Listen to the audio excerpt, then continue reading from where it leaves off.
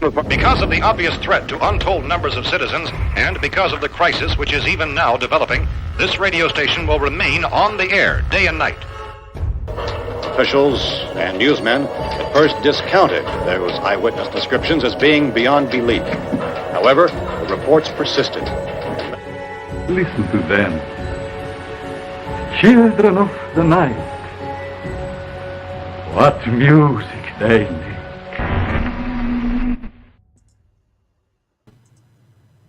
What is up, everybody? Welcome to Boogeyman Radio. I'm Sir Dave a lot. I'm Sir Charles. I give a lot. I don't know. How's everybody doing tonight? Good to be back. Hope you're all doing well. We got an interesting show for you. Something that kind of, it gets talked about, but not to the extent or the aspects of it that we're going to be talking about it. And that is mind control and subliminal messaging. Subliminal messaging. A lot of it's going around. I think we got some information that'll help you understand it better and help you might realize some of this stuff next time you watch a commercial or TV or something. You might realize things. But we'll get to that here in a little bit. Also, if you haven't yet, we did drop our Patreon down, so if you want to jump on Patreon and catch the After Dark every Tuesday after this show, we do a After Dark episode. Didn't plan to be here, but made me tune in. Something made you tune in. I wonder what it was. It was the image. It was definitely the image. So yeah, if you want to join our Patreon, go to patreon.com/Boogeyman Radio. You can get on there and become a patron, catch extra show. We do an hour extra every Tuesdays, and it's a little bit laid back, a little bit more laid back, because we have to be a little bit nicer on this site. YouTube's a little bit more prim and proper, so we got to take it down a notch, Yeah. But that's okay. So to start off, though, how was your week? My week was glorious. We filmed another episode of Haunting History. Also, we released another episode of Haunting History. Yeah. So, part 2 of The Carpenter's Mortuary is out on Haunting History. It came out Sunday night. I was actually at the location watching the premiere and texting everybody or messaging people, and had a pretty good turnout. Good. People loved it. If you haven't seen it yet, be sure to check it out either tonight or tomorrow. It's got some really cool extra evidence. Really cool extra evidence? It was awesome extra evidence. Yeah. Then, we investigated Sunday night, and I'm going to tell you, my legs and feet have never hurt. He was ignoring me while doing that. Yes, I was. I was ignoring everybody while doing that. Justin ran away with the After Dark show last week. It was great. It was awesome. Yeah. It was great having Justin on. It was a very last minute thing, but I was so glad he joined us for the After Dark and for a little bit of the regular show too. Mm-hmm. It was nice. We need to get him on here for the regular show as well. I'm sure we will sometime soon. Yeah, sometime. That's all right. But the location we went to, and Jason Kupsik, who is Strange Paranormal over there. Yes.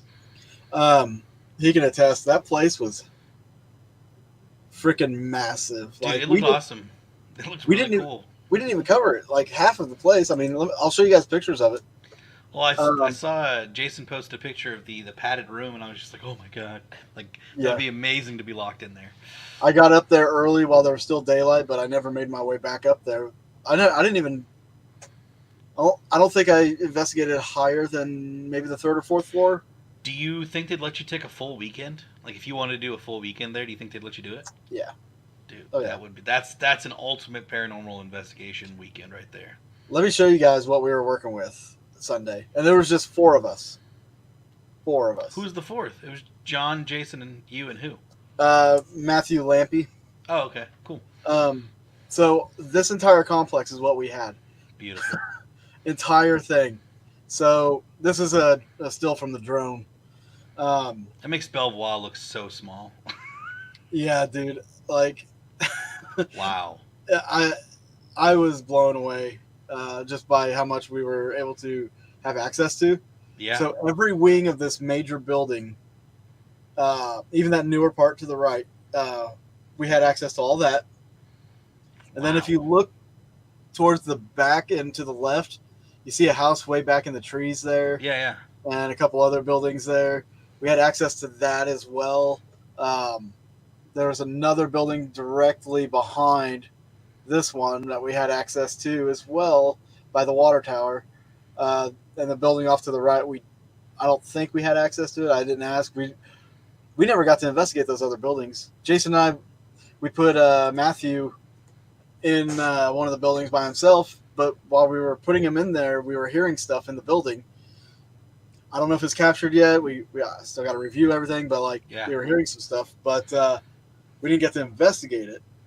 Oh. We didn't get to investigate, but maybe not even half of this place. Probably like 3/5 of the. That's in Mount Vernon, right? We didn't tell you that. You didn't tell me what? You can't tell me where it's at? Yeah, we can't say. Why? Is it because of the show? Because of an individual owner. See, you didn't say anything about that. No, I didn't. I didn't think I'd have to. I have family in that place, so. Anyways, never mind. I meant publicly. We don't say where it's at. All right, fine. Never mind. But you didn't hear anything. We probably investigated like 2/5 of that place, maybe 3/5. But see, I didn't know. So if the public person wants to get mad, they can get mad at me. They don't live around here, so we're good. Well, just in case they have to watch the show. Anyways. But it was amazing. It was an amazing location. Yeah. I wish we had a full weekend there. That would have been great. 3 days would have been perfect for that place. See, Koopsik's on my side here. He didn't.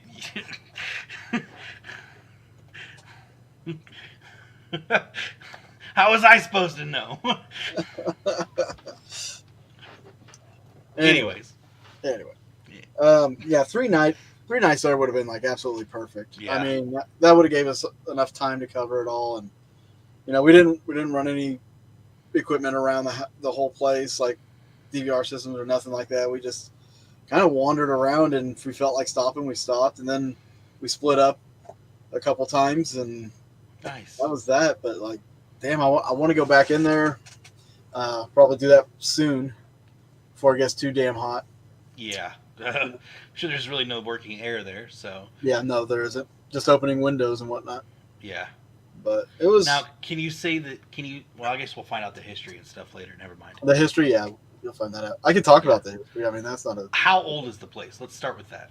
The main part of it is from 1906. Wow. And was a tuberculosis sanitarium. Oh wow, nice. Okay, yeah. Cool. And then it evolved and built, and yeah. Cool. And it was a recent shutdown too, like within the last 10 years. So. Wow. That's because I did hear you say that newer parts. That makes sense. Yeah, it was a more recent shutdown, and there's a lot of equipment and stuff still in there. Part of the reason why. What's the owner trying to do with it? Just owns it? Right now, he's trying to sell it. Oh. Well, that'd be. I guess it's an investment guy that lives out in California, bought it, and now he's trying to turn around and sell it. Oh, wow. Okay. Now, were you guys the first team that went in there? No, there's been technically it's one team. These members from 2 different teams that investigate together. Okay. They've investigated a couple times, and yeah, Matt was one of those people from that team, so we brought him along. That makes sense. I mean, I'm curious. I want to ask more questions about it, but anyways, we should get on with the show. After dark, we can do it on the after dark. That works. How about me. that? Get it out of the way real quick. Week was super easy. Went and celebrated my sister's birthday last night for dinner.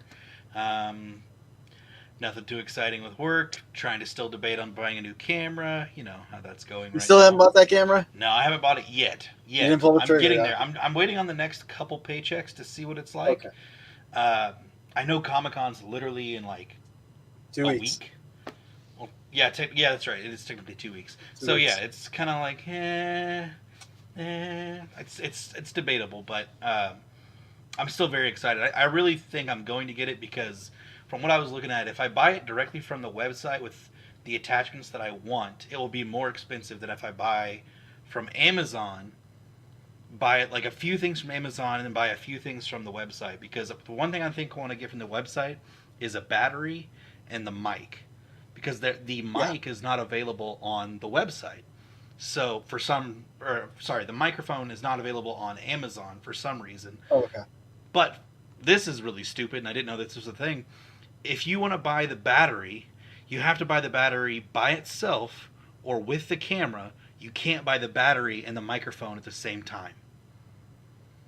I don't know why, but it's because of like foreign shipping or some weird thing. Because it comes from out of country. Yeah, so the shipping on that's going to be there's some sort of like, I don't know, but it's got like 3 microphones on the thing already. Dude, it's a nice camera. And do you want to tell people why you're looking at cameras and stuff? So, do you want to tell anybody yet? Yeah, it's fine. I can talk about it. So Dave and he kind of gave me the idea, and I've been kicking around the idea too. So I like to ride motorcycles. I have a motorcycle of my own, and I would love to do some motovlogging and try to do some riding around Kansas City, and maybe a weekend or two.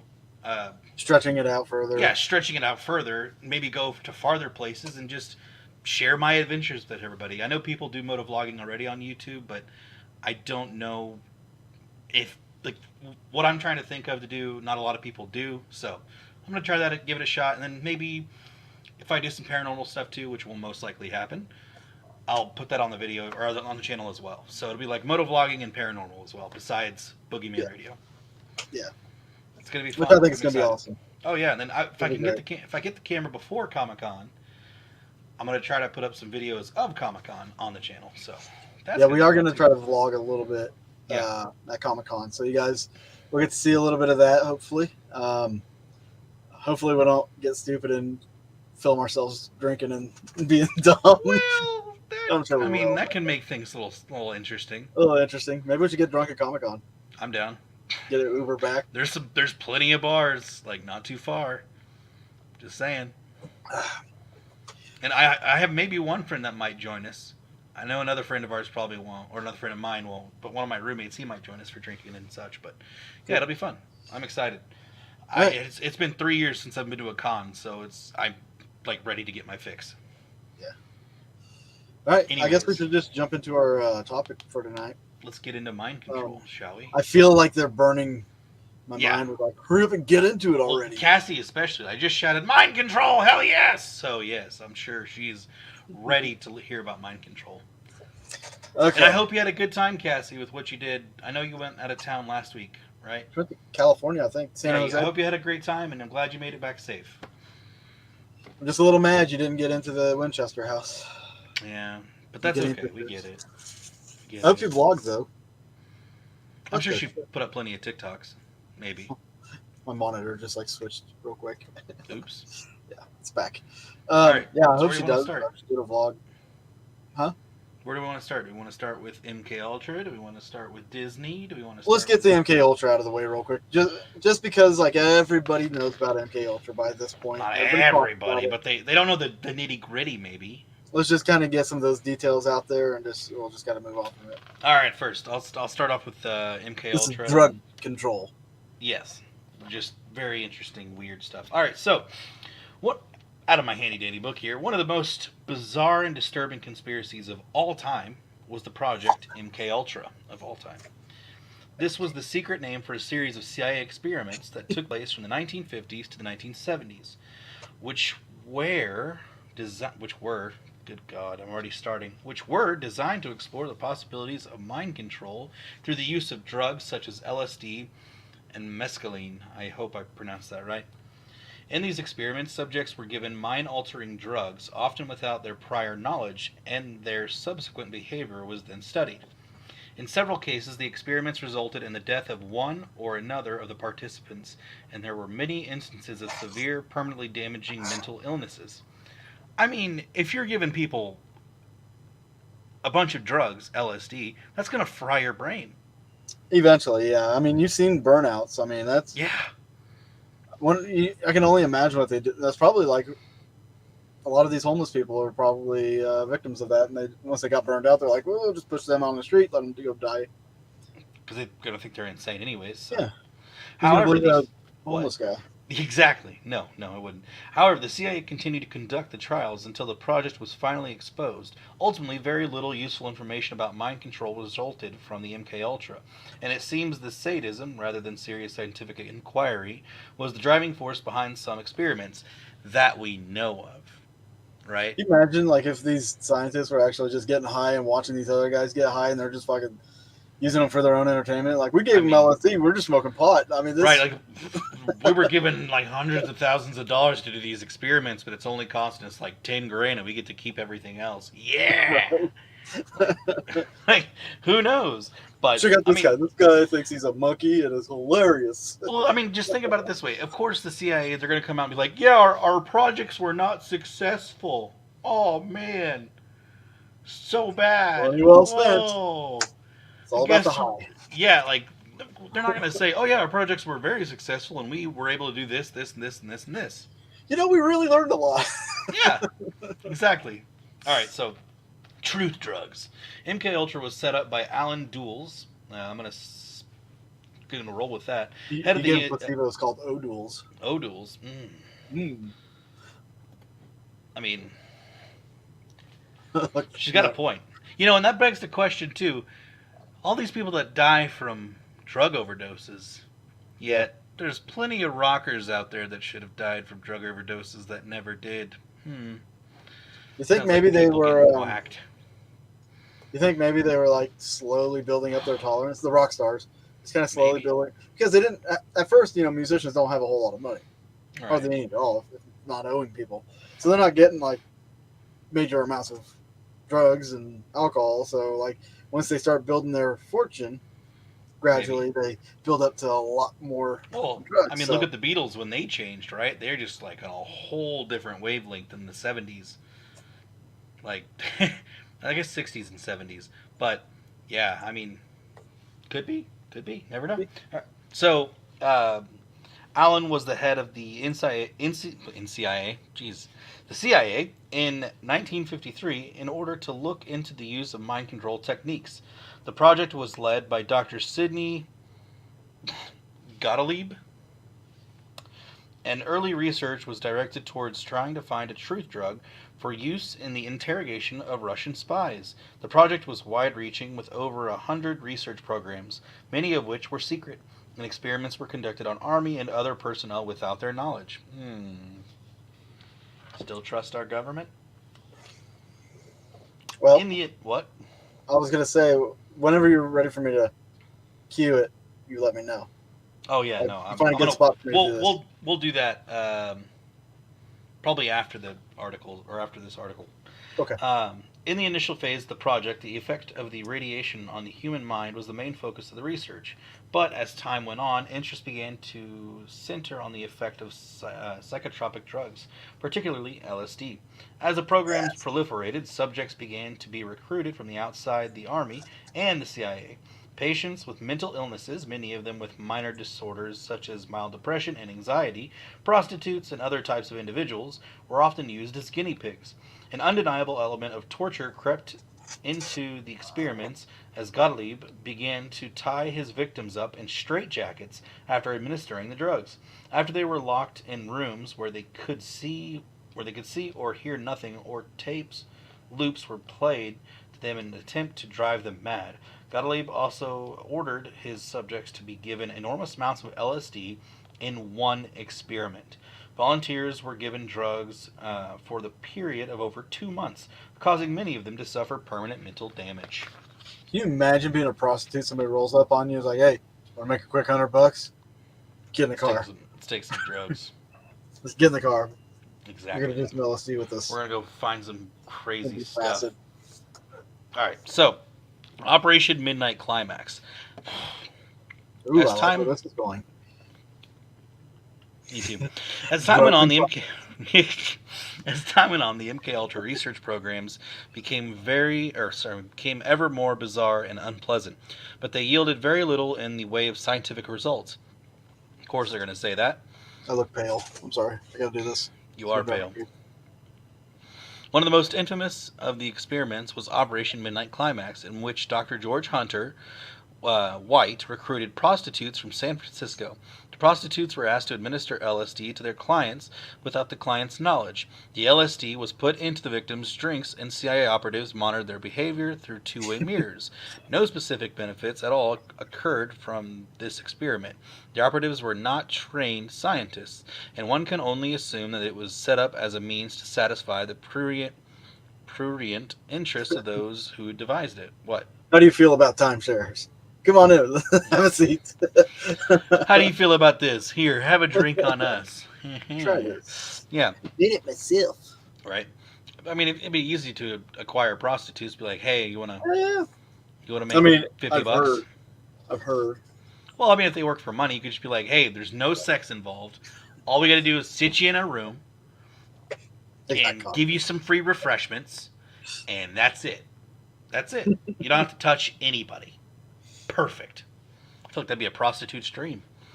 Anyways, however, it took more than a decade for this program to end. It was later revealed that Dr. Gottlieb behavior as head of the MKUltra was also questionable. He was known to take large amounts of LSD himself and seemed obsessed with the drug, even though it began to emerge that it was of very little use as a mind control device. Subjects under the influence of the drug behaved erratically, and if anything, became less susceptible to interrogation than they were being without the drug. So, fried their brain. It basically made them erratic. I'm sure they were tripping and were going into bad trips. Especially if you were confined, you couldn't move. Come on. Yeah. Put them in a coffin and make them think they're dead. Oh my God, that'd be horrible. That'd be absolutely horrible. So now I kind of want to do that. Somebody. Of course you do. Dangerous treatments. Undeterred by the fact that LSD seemed to be useless as a mind-controlled substance, the MKUltra team went on to perform more and more dangerous experiments in the hapless victims. In some cases, they simultaneously drip-fed a mixture of amphetamines and barbiturates. Thank you. Horrible. Apparently I can't read very well. Everybody knows this. Into their subjects, which resulted in extreme mental confusion and sometimes even death. Which is obviously bad, but in addition to the use of LSD, amphetamines, and barbiturates, the MKUltra team experimented with other drugs such as heroin, mescaline, marijuana, and alcohol. Yay! Just a whole cornucopia of a drug cocktail. It's great. Perhaps the worst abuses of all took place in Canada under the aegis of Dr. Ewan Cameron. Dr. Cameron had put forward a theory of psychic driving, in which he claimed that the mind could be erased and then corrected through drugs and other therapies. He conducted experiments in Montreal over a period of almost a decade, using a combination of electroconvulsive therapy and drugs, both administered at well above normal levels. He regularly induced people in his subjects, sometimes for months on end, while playing them tapes loops, supposedly to correct their thinking. Not surprisingly, by the end of the treatment, many of his patients were mentally scarred for life. Gee, I wonder why. People are insane. Alright, we're almost through the article. I'm sorry. Right. So, blowing the whistle. It was not until 1974 that the project came under scrutiny, when an article in the New York Times reported on the CIA's history of experimentation on human beings for the purpose of mind control research. Man, back in the 70s when New York Times was actually a great independent news source. Man. Anyways. What do you think? Right. How times have changed. Or maybe not. Maybe they, I don't know, whatever. Thank you, Edward Bernays. Yeah, right. Several committees were set up to look into what happened, but they found that much of the evidence had gone missing. Oops. Oh, we didn't find anything. There was no use There's one of guy in the mind back of the control. courtroom tripping shit. Like, Jesus. What happened? We destroyed the evidence. I guarantee there was major findings of looping things, like with people, because you see it in the subliminal messages of TV. Yeah. Like, TV's a great device for brainwashing / mind Pretty control. much any kind of media, because people pay attention to media. Well, yeah, and whether if you radio or if you run every day the same news that's been talked about 24/7 every single day on every news channel, Yeah. What are people going to start fearing? What are people going to start paying attention to? What are they going to buy into? What are they going to buy into? Electric cars? That's a big one. That is That's a a big big one. All right. COVID? That's probably like the most recent stint of I would definitely say that influences. because ever since, not just the Super Bowl, but the Super Bowl was the big one that did that. For me, as far as stuff I've known about, like it goes back to like I don't know, about midway through last year. Yeah. There was a big thing. We'll talk about that in a little bit. But All right, cool. Yeah. All right, so see, most evidence was missing. So perfect. Many of the MK Ultra records had been destroyed in order to prevent the truth from ever coming out. Even so, there was enough information to show the MK Ultra project had been very extensive. Over 30 universities and other institutions had been involved, and many of the subjects had been completely unaware that they were being given drugs. Not only this, but the experiments were mostly completely pointless from a scientific point of view. How would you know if most of the evidence was destroyed? Yeah. You know what I could imagine? Like if this took place in the 60s and they destroyed it during Woodstock, they just handed it out to everybody. Like, I guarantee they probably... Yeah, well, if they just said in this article, they said that people were unwilling to be interrogated, or they were less susceptible to be interrogated when they were on drugs than when they were not on drugs. So that tells me they probably ran an experiment of somebody being sober and somebody being high off their ass. Sorry, parents, whatever.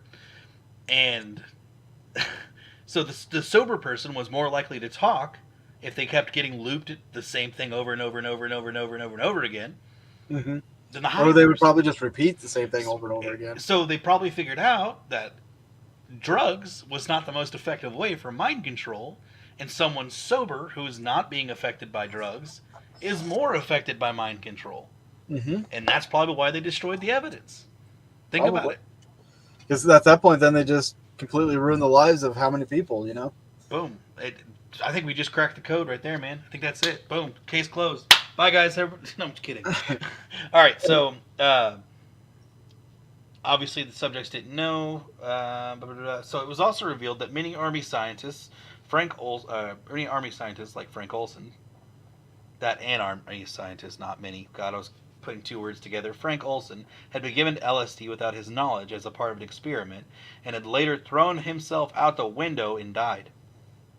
People were doing shit to themselves because they thought they were freaking out, and Yep. they didn't know why. The Why weird is this space happening? elves are telling me to do this. Yeah. I mean, All right, so his family later alleged that he was murdered because he knew too much about the CIA's nefarious activities. There were also reports that a professional tennis player, Harold Blower, had died as a result of being given high doses of mescaline without his consent. Following these revelations, the United States Army was also investigated, and a number of shocking cases came to light. They involved subjects who had been given drugs without their consent or knowledge as a part of a so-called experiments. Legislation was enacted to prevent such abuses occurring again, and compensation was paid to some of the victims. Nevertheless, the MK Ultra project remains one of the most sinister and bizarre state conspiracies ever to have taken place in America and perhaps everywhere. Real quick before we go on to the next thing. Our military is being tested on right now.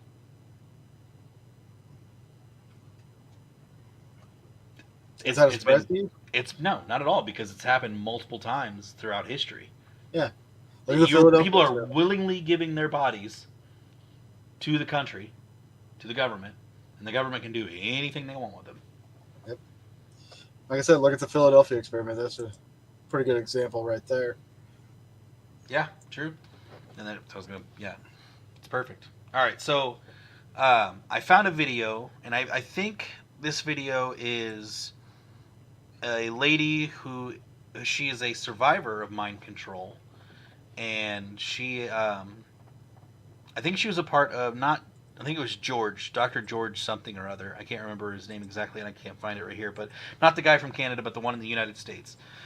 Mm-hmm. And if Dave would be willing to pull it up, it's about 6 minutes long, so bear with us. And it's from the 90s, so the video sucks, and the audio quality is not the greatest. So yeah, hang in there. hang on a second. I'm going to grab some information on it real quick. Good afternoon. Pause. Yeah, it's the video itself is circa 1997, but like the hearings were happening in 1995. Yeah. These George Hunter White. Videos were put together to present to President Clinton and the Canadian Prime Minister, talking about the CIA's MK Ultra and stuff like that. So yeah, these are this is one of the torture subjects and her accounts of what happened, basically. And good afternoon.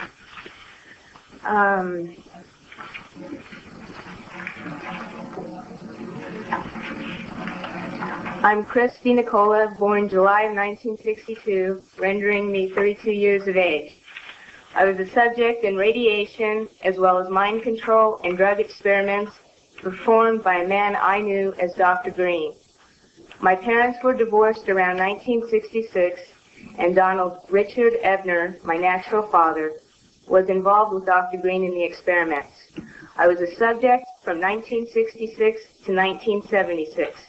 Dr. Green performed radiation experiments on me in 1970, focusing on my neck, throat, and chest, 1972 focusing on my chest and my uterus in 1975. Each time I became dizzy, nauseous, and threw up. All these experiments were performed on me in conjunction with mind control techniques and drugs in Tucson, Arizona. Dr. Green was using me mostly as a mind control subject from 1966 to 1973. His objective was to gain control of my mind and train me to be a spy assassin. The first significant memory took place at Kansas City University in 1966. Don Ebner took me there by plane when my mom was out of town. I was in what looked like a laboratory, and there seemed to be other children. I was strapped down, naked, spread eagle, on a table, on my back. Dr. Green had electrodes on my body, including my head.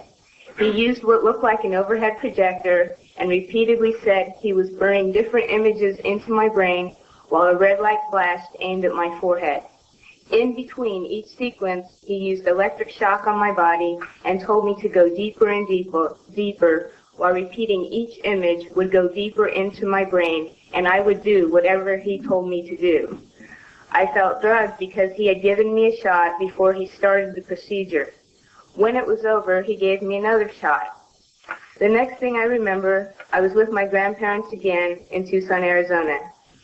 I was 4 years old. You can see from this experiment that Dr. Green used trauma, drugs, post-hypnotic suggestion, and more trauma in an effort to gain total control of my mind. He used me in radiation experiments both for the purposes of determining the effects of radiation on various parts of my body and to terrorize me as an additional trauma in the mind control experiments.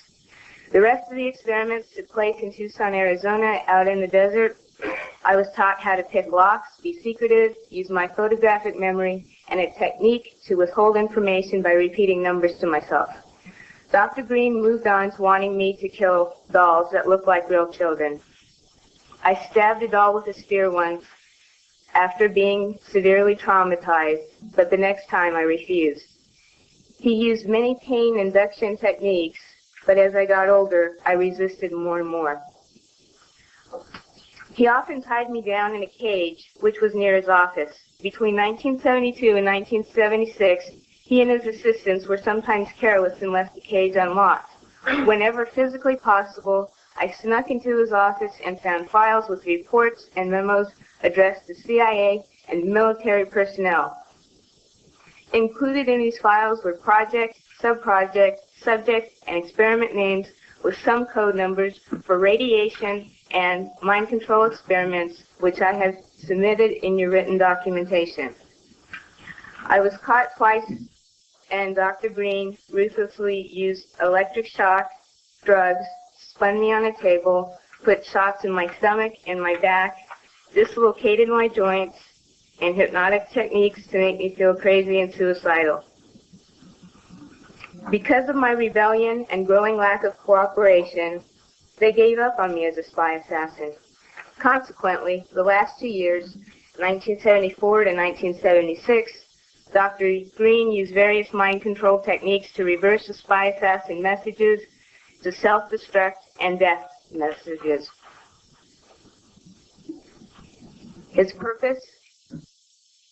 He wanted me dead, and I struggled to stay alive all of my adult life. I believe it is by the grace of God that I am still alive. These horrible experiments have profoundly affected my life. I developed multiple personality disorder because Dr. Green's goal was to split my mind into as many parts as possible so he could control me totally. He failed, but I've had to endure years of constant physical, mental, and emotional pain, even to this day. I've been in therapy consistently for 12 years, and it wasn't until I found my current therapist 2.5 years ago, who had knowledge of the mind control experiments, that I've finally been able to make real progress and begin to heal. In closing, I ask that you keep in mind that the memories I've described are but a glimpse of the countless others that took place over the 10 years between 1966 and 1976. That they weren't just radiation, but mind control and drug experiments as well. I have included more detailed information of what I remember in your written documentation. Please help us by recommending an investigation and making the information available so that therapists and other mental health professionals can help more people like myself. I know I can get better. I am getting better. And I know others can too, with the proper help. Please help us in an effort to prevent these heinous acts from continuing in the future. Thank you very much.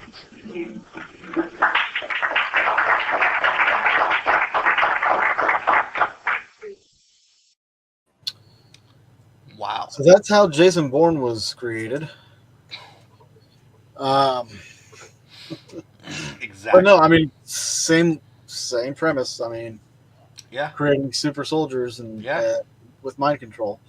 But you know, guys, if that story hit you pretty in the curiosity button, make sure you join us over on Patreon, because we're going to have more video testimonial of the MK Ultra projects and another person coming forward about that.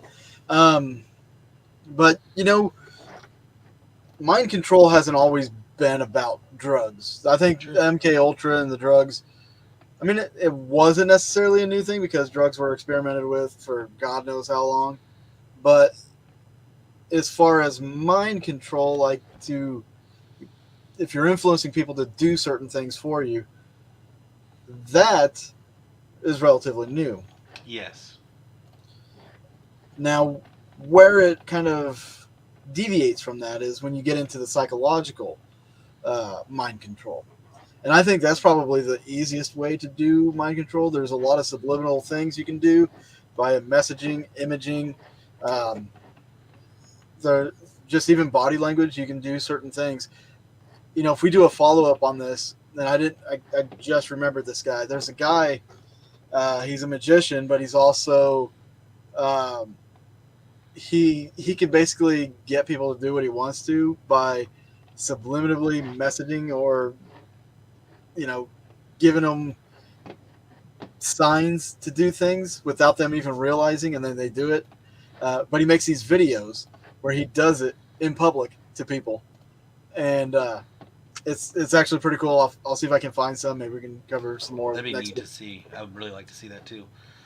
But it's so crazy. You know, people still consider mind control projects to be conspiracy theories when it's 100% fact. The government's been acknowledged it. Yeah, those things have happened. This is real stuff. Oh, it's just conspiracy theory. It's not a theory anymore, guys. It hasn't been a theory for a long time. It's been public knowledge for almost 30 years. Yeah. I mean, I choked on it because I was in junior high when that stuff was happening. Yeah. 1995. Yeah, I was in 8th grade. I mean, I was like a toddler, but you know, it's fine. So like, it's just crazy to think about. It's been around. It has been around. What did you want to talk about? Subliminal. Well, I was going into the psychological thing, and the person I'm going to talk about, he's considered the godfather of subliminal messaging and advertising and things like that.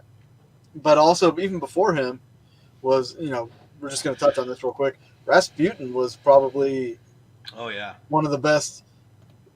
I don't even know what to call them, like control people. I don't know. He manipulated an empire, basically, into doing things that he wanted done. And he ultimately paid the price because they caught on to his ass and everything. Plus, he wasn't a really good dude anyway. But, he was one of those manipulators. And the one I want to talk about, and I've made reference to him throughout a few shows here and there, is Edward Bernays. If you're asking yourself, who the heck is Edward Bernays? Yeah, well, I don't even know who that is. I'm going to inform you. Ooh, yeah. I'm going to be reading an article that basically best sums up this whole thing. I move over. Now I can get to these pictures. Okay. So, this is Edward Bernays. So I'm going to go with this article. You guys have a visual. The most interesting man in the world. Reach out and touch someone. Finger looking good. Such advertising slogans have become fixtures of American culture, and each year millions now tune into the Super Bowl as much for the ads as for the football. While no single person can claim exclusive credit for the ascendancy of advertising in American life, no one deserves credit more than a man most of you have never heard of, Edward Bernays. Often referred to as the father of public relations, Bernays in 1928 published his seminal work, Propaganda, in which he argued that public relations is not a gimmick but a necessity. This is a quote from Bernays himself. It says, the conscious and intelligent manipulation of the organized habits and opinions of the masses is an important element in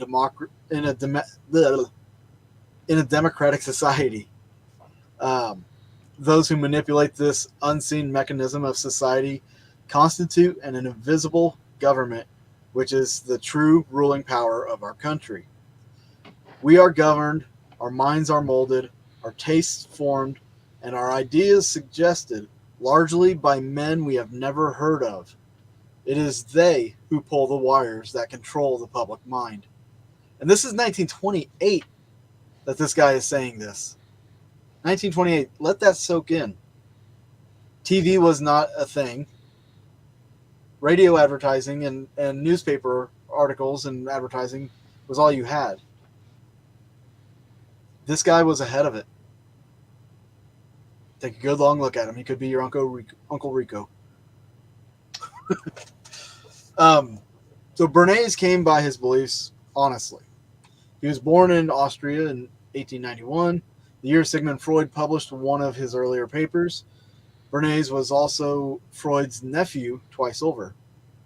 His mother was Freud's sister, Anna. His father, Eli Bernays, was the brother of Freud's wife, Martha. So there's his connection to psychology. The year after his birth, the Bernays family moved to New York, and Bernays later graduated from Cornell with a degree in agriculture. But instead of farming, he chose a career in journalism, eventually helping the Woodrow Wilson administration promote the idea that U.S. efforts in World War I were intended to bring democracy to Europe. So, right out the gate, he was public relations, right? So he was trying to make it look like they were doing good things. That was his job. It's like the people that speak for the president at these conferences and stuff. That's exactly their job. Is to tell you what sounds good without giving you the details. Having seen how effective propaganda could be during war, Bernays wondered whether it might prove equally useful during peacetime.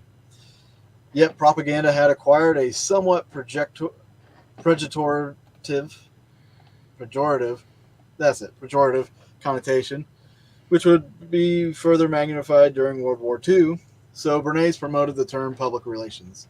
So he's the guy that coined the term public relations. Drawing on the insights of his uncle Sigmund, a relationship Bernays was always quick to mention, he developed an approach he dubbed the engineering of consent. He provided leaders the means to control and regiment the masses according to our will without their knowing about it. To do so, it was necessary to appeal not to the rational part of the mind, but the unconscious. Bernays acquired an impressive list of clients ranging from manufacturers such as General Electric, Procter & Gamble, and the American Tobacco Company, to media outlets like CBS, and even politicians such as Calvin Coolidge. To counteract President Coolidge's stiff image, Bernays organized pancake breakfasts and White House concerts with Al Jolson and other Broadway performers. So he made this president that was the most bland person you could ever meet, made him hip, made him fun, made him social. I mean, and then people ate that up. And that's, one of the things that I used to do in my past, about the whole pickup thing. I taught basically social dynamics.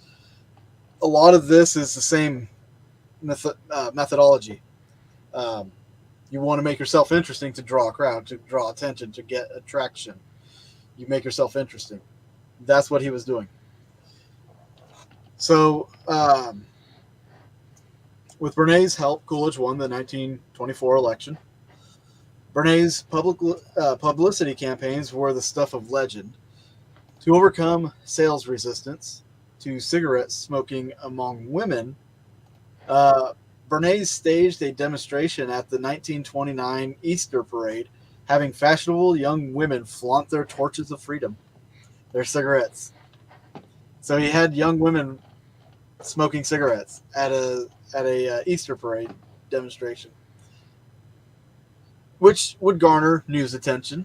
Yeah, a little bit. And that would get in the news. People would read about it, and then that would be talked about, and that would get around. He promoted Lucky Strikes by convincing women that the forest green hue on the cigarette pack was amongst the most fashionable of colors. The success of his effort was manifested in innumerable window displays and fashion shows. So I'm going to put this picture up here. We'll start with this one. In the 1930s, he promoted cigarettes as both soothing to the throat and slimming to the waistline. But at home, Bernays was attempting to persuade his wife to kick the habit. Womp womp. When he would find a pack of her parliaments in their home, he would snap every one of them in half and throw them in the toilet. But let's just kind of pick this ad apart real quick. Reach for a Lucky instead of a Sweet. Really? To keep a slender figure, no one can deny Lucky Strike cigarettes. And then there's this ad, too, from Lucky Strike. Is this you 5 years from now? Reach for a Lucky instead. What was that? When tempted to overindulge, reach for a Lucky instead. It's toasted. Your throat protection against irritation and against cough. Boy, were they wrong. What they don't know won't hurt them, right? And that's the thing. And now I know the story behind the green, what he did to promote that forest green. So they did before they released it, they did a survey, and women hated it, right? So that fall, or I think it was that summer, or that following summer, he set up multiple fashion shows in which they would use that color as that season's fashion. that was going to be the top of the line color, and then they were going to release the Lucky Strike with the same color. And Programming. boom. See, people don't realize what is happening on one stage has an effect on what's happening on another stage. And, you know, for a really recent example, I guess you could use the Will Smith slapping of Chris Rock.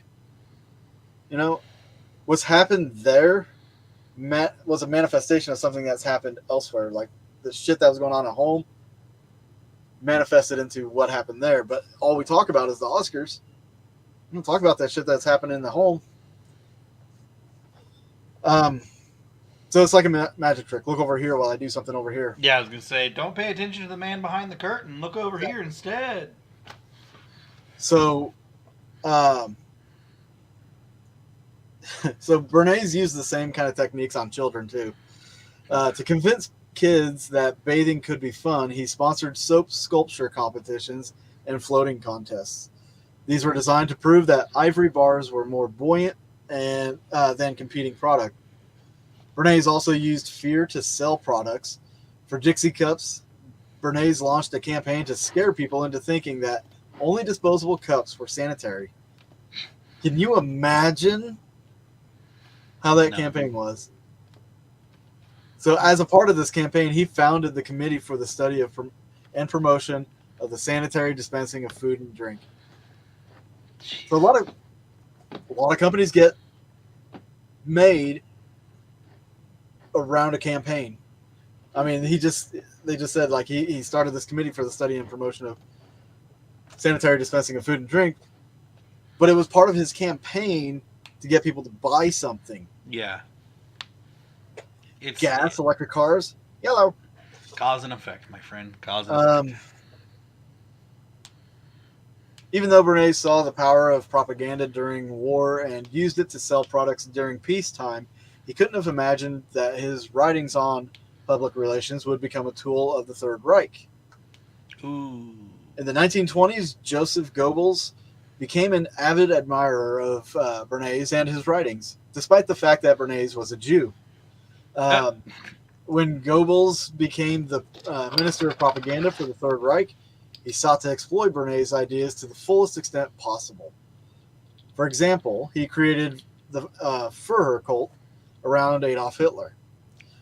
Bernays learned that the Nazis were using his work in 1933 from a foreign correspondent for Hearst newspapers.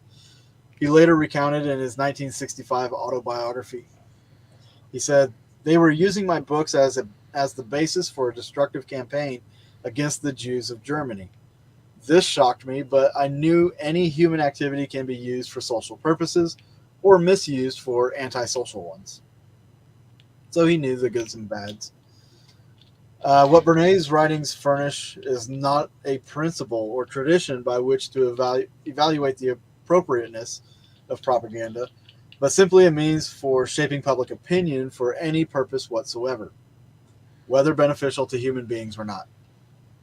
This observation led Supreme Court Justice Felix Frankfurter to warn President Franklin Roosevelt against allowing Bernays to play a leadership role in World War II, describing him and his colleagues as professional poisoners of the public mind, exploiters of foolishness, fanaticism, and self-interest.